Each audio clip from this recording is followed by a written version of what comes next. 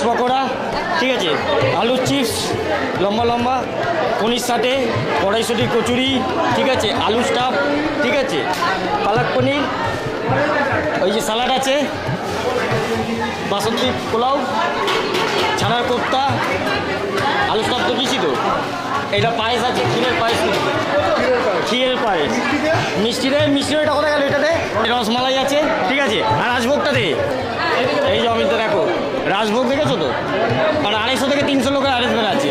বলেছে 250 লোক, বলে 300 লোক হলে খাই দিতে পারবো না। হ্যাঁ, প্রথমে সন্তুদামকে স্টার্টার দিচ্ছে, যদিও স্টার্টার কাউন্টার আছে আলাদা।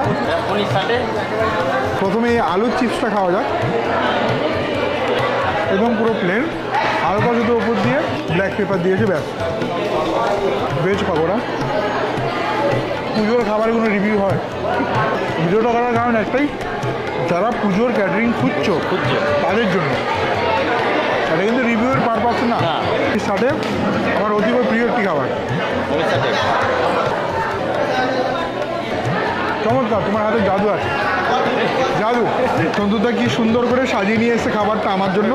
মনে হচ্ছে ভোগ মনে হচ্ছে, বলো, পুরো একদম ভোগ সাজিয়ে নিয়ে এসছে। আসলে ব্যাপারটা হচ্ছে বসে খেতে পারবো না, কারণ এখানে প্রচুর লোক, মানে প্রচুর যারা আছেন তারা খাচ্ছে।